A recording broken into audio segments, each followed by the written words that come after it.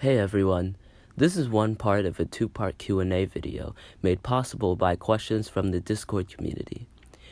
This video was recorded 3 months ago, so sorry for the long delay. Editing it was a nightmare. I went through multiple editing platforms and dealt with video and audio loss along the way. But it's finally done, and I hope you enjoy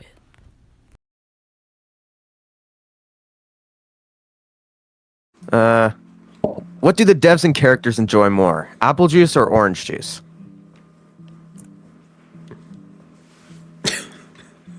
We should Who wants to go first? we should start this in order. Guys. Yeah, we should establish it. You can answer the question. Personally, I'd say it's just as I said. It's just for me. I don't really have a preference between the two.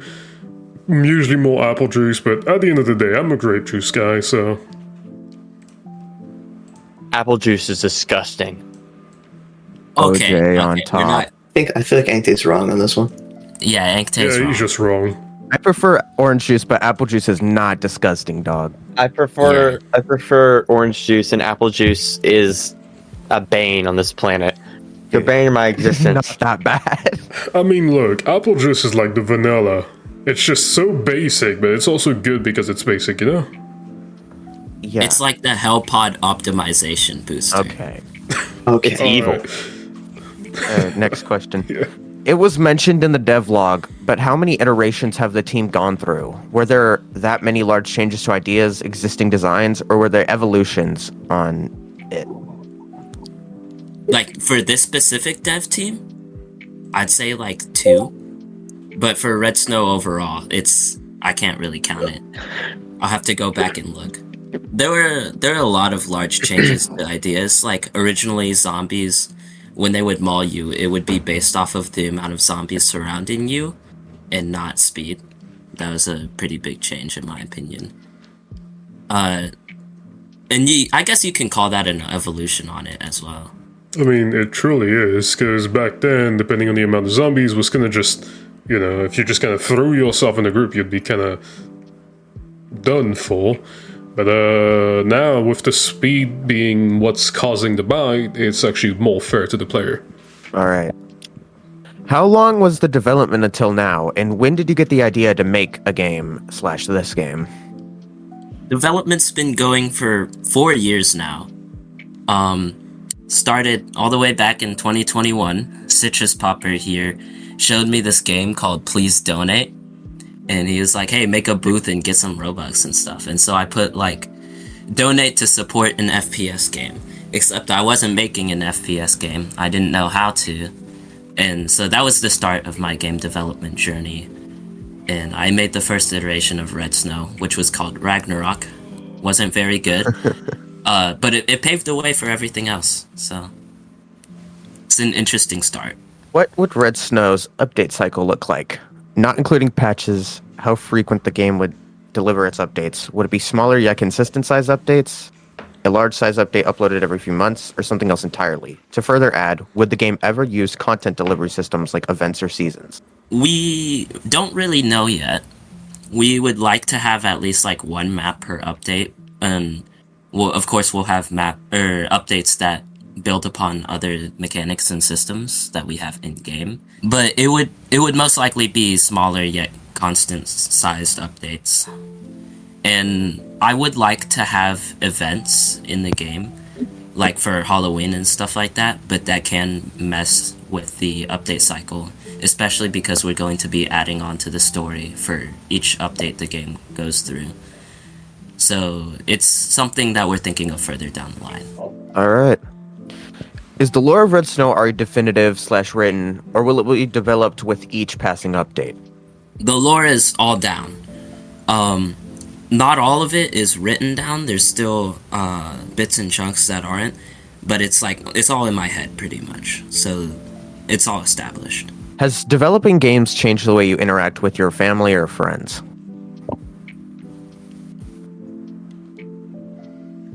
To be fair, it doesn't change me much. You guys can talk now. Yeah, so personally, I feel like developing games hasn't directly changed the way that I interact with anybody, specifically family and friends, but it's also kind of like the way you spend your time. Because first of all, making games of course takes a lot of time, but it kind of changed the way that I look at things in terms of like commitments. Because after I started developing games, like my mindset of in a way just changed at how I look at it, because it started like as a hobby, but now I look at it as more of like a actual, I don't want to say like profession, but it's more than a hobby now. You could take it as a profession later on, using this as experience. Yeah, for sure. But I feel like now I just started changing the way that I interact with my friends, even because I started committing more time to game development, and sometimes that means taking away time from family and friends just for that. I agree with what Mine said. I definitely have a lot less time that I spend with my family and friends to focus on this project. And so while it hasn't directly changed the way that I talk to them or like how I view them, it's definitely impacted the amount of time I actually get to spend with them. Mm-hmm. I wouldn't say it's really affected me at all. Like, because I don't know how to say it. Like, I like dedicate time to this and dedicate time to my like family. And there's not really, it's not, I wouldn't say flexible. It's just kind of like I have a dedicated time to work on this, and then everything else is just for family and friends. Yeah, that's how it should be. It's definitely hard to try and balance out your time and schedule it out so that you can do all of the above, especially when dealing with things like school. So it varies from person to person and how they deal with their life. Especially with like midterm season and stuff. Will Boxed Burgers make other games after Red Snow? So a lot of you don't know this, but I've made like tons of games before Red Snow. I think it would be interesting to come back to them once Red Snow is complete, but most likely no. Why do you work for free, guys? I work for free because this is a passion project. This is something that I've been working on for 4 years now.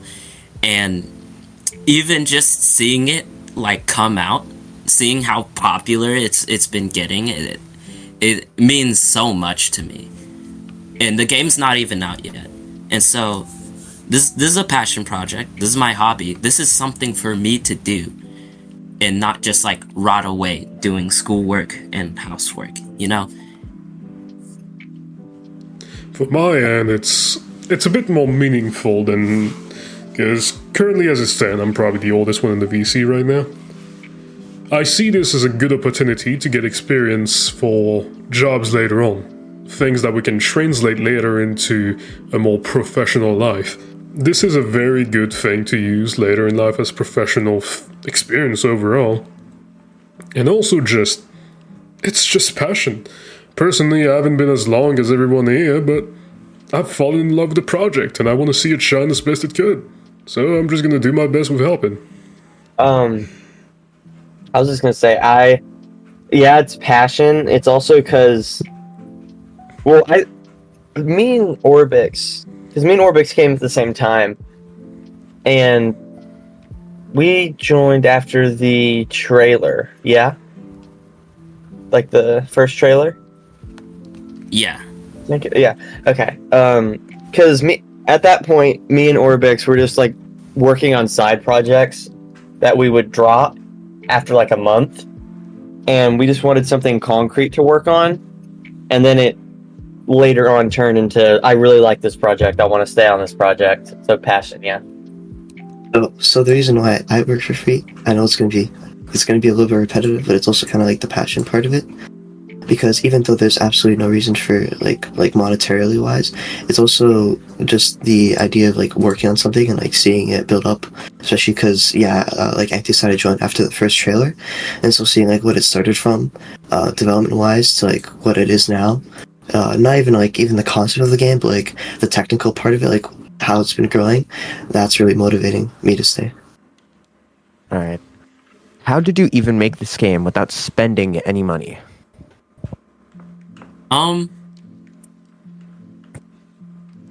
Okay, this goes this goes pretty far back. Well, not really, but I used to get or take a lot of jobs off of the ROBLOX. What's it, like the studio forums or whatever it was called, creative something. And I would get jobs to get Robux so that I could hire people.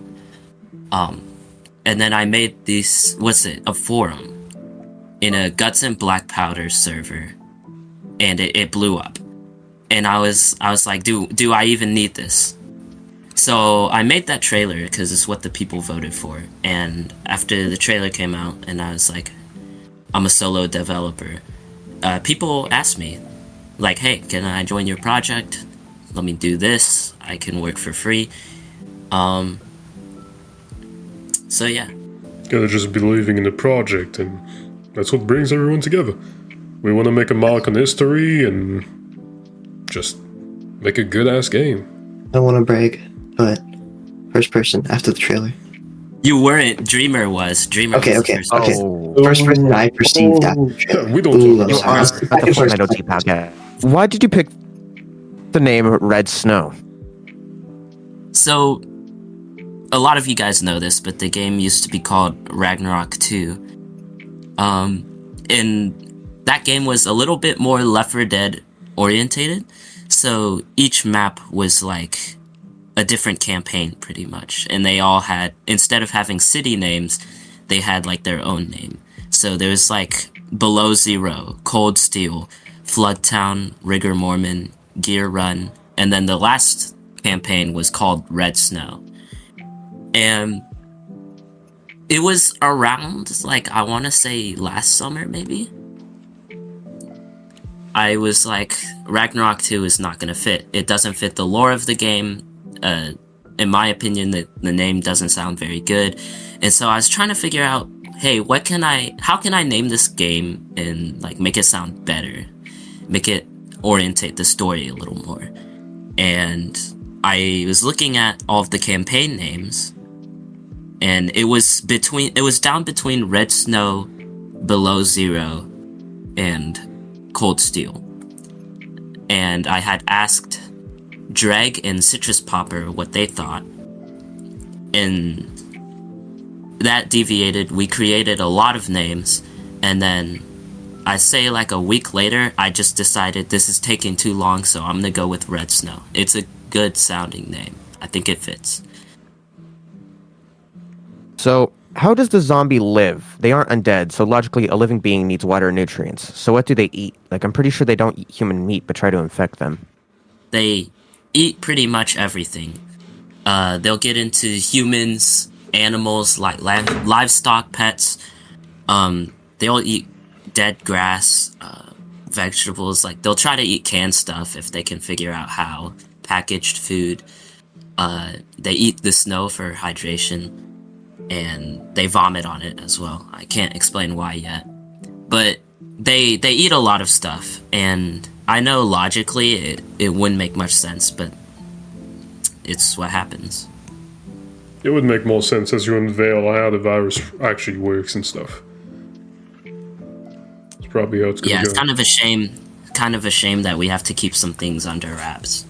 Are any of the playable characters inspired by real people? Could be friends, family, or famous people, if they were ever inspired by someone.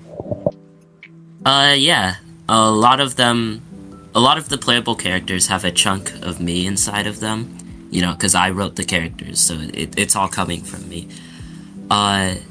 Myra's design is based off of, like, her arm sleeve is based off of a woman that I saw on the bus. She had like this really cool arm sleeve with like a mesh design on it, and I was like, yes, this is like the final piece of Myra that needs to be added. So that's where she got her arm sleeves from. Hyun is based off of my sister a little more than I originally wanted. I think it really fits her character though. And Elliot, he has a lot of loss behind his character, a lot of tragedy, and that mainly stems from a lot of my experiences. Oh yeah, and Adam, the character who gets killed by the stalker, is based off of a real person. I knew him in school, and he said that the stalker was hot. So I made that. Yeah, he deserved to die. Yeah, that's 100%. Any memorable moments during Red Snow development? Who wants to go first? Who wants to go first? A lot. No. Honestly, I'm probably gonna have to say whenever Orbix's brother came in when we were all in that meeting. I think that's. I mean, you could consider that development, couldn't you? We were in a developing meeting. It was. Yeah. I 'cause think we were that's pretty talking. neat. We were talking. What were we talking about? I think it was loadouts.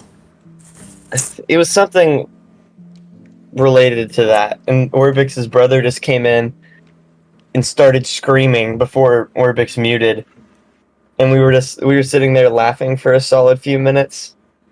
He had one of those tubes, where you have gift wrap on them, and he had it on his mouth, and he was like screaming at the cat. And he was singing too. He was like singing, and it sounded awful. Flaming little brother out there. Okay. I think this isn't really a memorable moment, but I really love all of the inside jokes that we have. One of my favorite parts of just friend groups in general and stuff like that is the inside jokes. I completely strayed from the question, but that's okay. Nothing along more than Skibbity Yankty. Skibbity Yankty. Also, those image checks. Yeah, okay. For me, it's kind of just, I don't know, there's not really a favorite moment. It's just moments you're just happy to have. It's good memories to remember onto, and it's just fun. I can't really say anything else than that. It's been an amazing time, and just everything's right. Just goddamn good time. This one was already kind of answered in another one, but I'll say it again. How did exactly Red Snow grow from a single project to a full-on team? The trailer. The trailer did so much heavy lifting for a lot of the teamworks. The trailer and then the devlog afterwards. The first devlog was our biggest climb of people. And then the second one is also a pretty big climb. But the first one did a lot of heavy lifting as well. The trailer alone got us 2,000 members, right? In the Discord server? I think it was just 1,000. Maybe it was 2,000. Yeah, I'm not gonna lie. I got to know the project through that one YouTuber that covered the trailer with the bunny PFP. Kind of just been sometimes I rewatch that video just for the sake of nostalgia, but it's I got to know the trailer through that guy. From there, I just kind of watched the trailer and I just joined in. It was 6 a.m, I remember, and I was like, huh, that seems cool. I'm gonna go check it out. Why did you devs pick Texas out of every other state? Okay, this is gonna sound kind of biased, but I live in Texas, and I've pretty much been around the whole of Texas.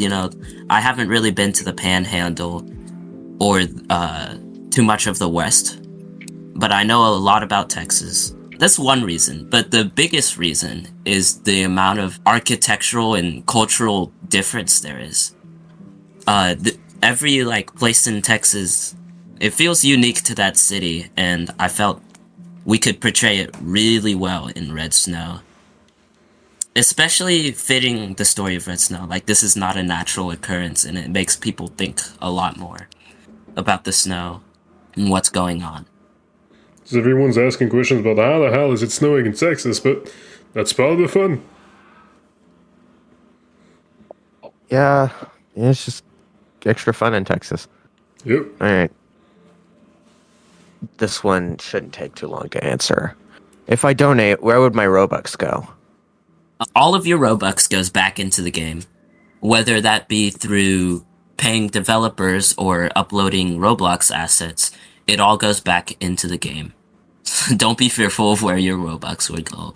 We're not using it for anything bad. I mean, I've never got paid.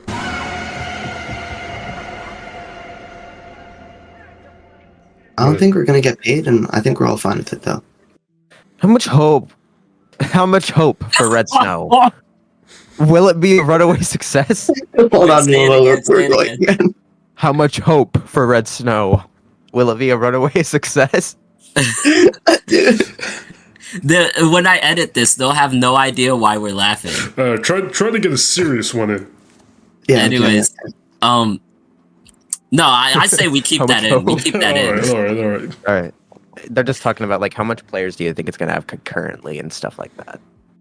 You know, I have a lot of hope for Red Snow, and I would be happy with anything that's like above 100.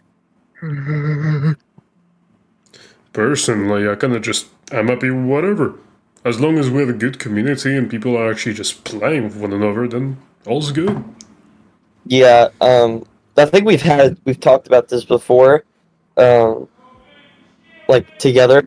I don't mind as long as it's like I'd rather have a small. Material mind.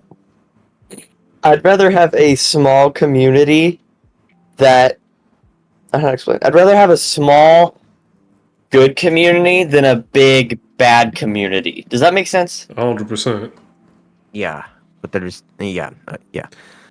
Like, if the game launched today with the community we have now, and we had like an average of 300 to 400 people playing, if like max, I would be fine with that. So can you stop yelling into your mic? Jesus Yeah. Christ. Thanks. Can you take a step back from your mic? That'd be great. What are your current opinions on the Red Snow community? Ooh. Oh, it's just horrible. Obviously, like. Mr. Okay. Moo. That's not the right person to ask the question. As much as I love this community, and I'm so thankful that for this community. Oh my goodness, some people they just don't pay attention. You know, I don't know how many of times I've answered what platforms Red Snow is gonna be on. Oh, yeah. Not that hard to look at frequently asked questions, guys. I keep looking into some videos where it's clearly shown that we are going to be console and phone compatible as well. People are like, is it going to be mobile ready? Watch the video. And the amount of people that are just, oh, this is a modern guts and black powder. This is just guts and black powder, but it takes place in 2014. or this is just another Left 4 Dead copy. No, it's not. Inspiration and copying is much different. Inspiration is accepting the idea that we took something from someone else and worked it our way. Copying is just... What did the other guy say? Just copy and weld it? Yeah, copy, paste, and weld it together. Just copy, paste, and hold it together. It's not that hard. All right. Is the entire game and its features planned out, or is the dev team winging it in some cases? You know the saying. It's all planned out. It's more winging it on the building side than I assume the scripting side. Yeah, we have like the map layout, I guess, but like other than that, the building design is kind of up to, like me and Honeydrop, and yeah. I will say, the game it's planned out, right? But going from paper to the actual game, it can cause a lot of issues, which results in things having to be changed. And so I wouldn't say completely winging it, but you know, like we have this upcoming playtest coming up. This is going to be the first time we see everybody in the game and like playing naturally. And so many issues are going to pop up, and we are going to have to change some things. And so that's just how development has been. We've been changing and redesigning some things so that they can be like pretty much perfect. I also just want to add on to that. With things like bugs and also things that aren't even design decisions, but just things that come up naturally, of course you can't really see through the entire game design process. So we do have to fix some things live, and that might result in the game changing direction a little bit. It's not noticeable, but it might add up, and so it might just like be present in the features that are in the game because of technical limitations. So things like that really do affect it too. All right. What was the largest hurdle during development so far? I'd say people Go ahead having and say it, school and work and stuff. But that's just everyday things. Go ahead and say it, Mind. Alrighty, Orbix isn't here, but I feel like he'd agree with me. The largest game development hurdle specifically has been zombie AI, for sure. Anything knows it, I think everyone knows it. It's really complex. It's very, very challenging to create. And we've went through many cycles of like creating it and then revising it and then removing it completely and then trying to do it again. And it's not like you're wasting time on it. It's always like positive progress, but still, it's very tedious because we want it to be the best that it can be. But that also does mean that we have to put a lot more effort into it than maybe some like I don't want to like say anything, but some other existing zombie games might have, because there's just more interactions with the environment and with the players than like people see usually. Another big hurdle I would like to mention is me attempting to keep everything like up to date, updating all of the documents and like making sure, hey, this is what we're doing, this is what's going on. I'm not gonna lie, I haven't been doing a very good job at it, but it's been a significant hurdle for me, which makes it a hurdle for everybody else. To be fair, you're doing your best with school at the same time, so you know my stand on it. I respect that. Even though it's not done the best way it could, you're still doing your best. What is your goal when the game is released with the Discord server? Ban everybody. No. Yeah. I'm assuming, I don't really know what this question means, but I'm assuming it means how much will we interact with the Discord server? I think it's how you're planning to really, interact and have the Discord server over time be, as The picture just goes along. Everything will definitely be a lot more strict. We're very lenient on things right now, and that's definitely going to have to change in the future. Like, we may have to implement things like blocks link. He said, will there be events? If so, how often? Yeah, we'll have events. I can't really say how often, but we'll have things like dev streams and game nights. Pretty much what we've been doing right now. What is the goal that you really, really want to achieve in Red Snow? Any drop? Think about the drink. Yeah. So, Red Snow has like a pretty deep story. It has a lot of symbolism behind it. It has a lot of like overarching themes behind it. Story's pretty big. And my overall goal, I don't want players to just understand it like how it's supposed to be. I want them to try and understand it and figure it out based off of their own like personal life experiences, because your life experience changes the way you view the game, and it changes the way you view the message. And so even if that theme is set in stone, you still have your own view. And so what I really, really want to achieve, not even just gameplay wise, like, yeah, sure, I want people to enjoy the game, but I want them to enjoy the story that I've been crafting. And if that happens, if I see people making content or just saying like how they view the game, I would be very happy. If people want to help or contribute to Red Snow, what exactly are you looking for in these participants, and what do you expect from them? Well, first of all, if you want to help, you got to be passionate about the project. We'll be like, we're not gonna pay you. We don't have payment plans set up or anything. But no, all of the developers will get paid at some point. It's just not something we're focused on. And we're also looking for good communication. This dev team, I would like to say it's very tightly knitted together, but the communication between devs and contributors gets a little off. It's pretty much just dedication. If you're planning to actually join us on this project, please actually have dedication to this, because some of us are spending a lot of our time into this to make the best game possible for all of y'all to play. When did you get the first ideas for Red Snow? So I was making this FPS game that was mentioned earlier, and I used like the snow effect, and I was like, oh, I'm in love with the snow. And so it's like this snowy wasteland surrounded by water, and then it slowly evolved into a supernatural snowstorm, and I'm really happy with how the story's going.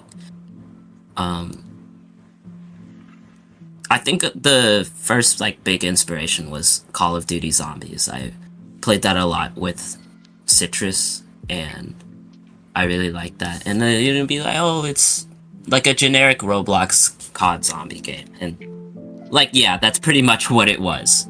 But it's changed for the better. All right.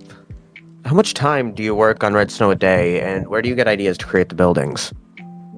There's not a specific time frame I personally work on Red Snow. I just work on it whenever I want to, and pretty sure it's the same with everybody else on the team. And the ideas for the buildings all come from like real world places in Texas. All of the endless maps are directly taken from real places, while the campaign maps they're set in a real place, but we don't use the same buildings or the same layout. We have it architecturally different so that we have more creative freedom. How did you come up with the zombies, characters, traits, unique style, and all of that? Whenever I made Ragnarok, I didn't know how to make Roblox clothes. It wasn't something I had learned how to do until like a year later. So what I did was I created decals, and I had all of the decals on like left, front, right, all of that. And they had these black shadow effects because I didn't know how to connect them properly either. And that black border effect has pretty much stayed with the game through all of its iterations. So that's where that came from. I'm only going to talk about some specific zombies, because if I talked about everything, we'd be here for a really long time. But zombies like the vampire were inspired by the Mob of the Dead zombies with like all of that stuff sticking out of them. And the snare teeth were also inspired a little bit by that, because I felt like they didn't have much going for them. And so a lot of the design decisions that I made were purely based off of, hey, this doesn't look cool enough. What can I do from like other media to make it look cooler? And then after that, I integrate it into the lore. So I've spent like a lot of time thinking about zombie designs and what the zombies do. Like they've had their behaviors rewritten a lot so that they fit into their cast a lot better. So I've spent a lot of time thinking about all of that. Yep, we're on the last two red questions. What is the main inspiration for Red Snow? I wouldn't say there's a main inspiration, because all of our inspirations, they all come together and they make Red Snow. There's not a main one, because we take like parts from each form of media to create this game. And of course our own brain and our thoughts and whatever. But I wouldn't say there's a main inspiration. Alright. So next up, last one. Have your personal relationships influenced any aspect of your game design? This is a good one. Yes. The story is based a lot off of my own personal relationships and what I've experienced, because that's just how it is. I'm writing from my perspective on things. So yeah, it's influenced pretty much everything about the game. And we have reached the end of the red section.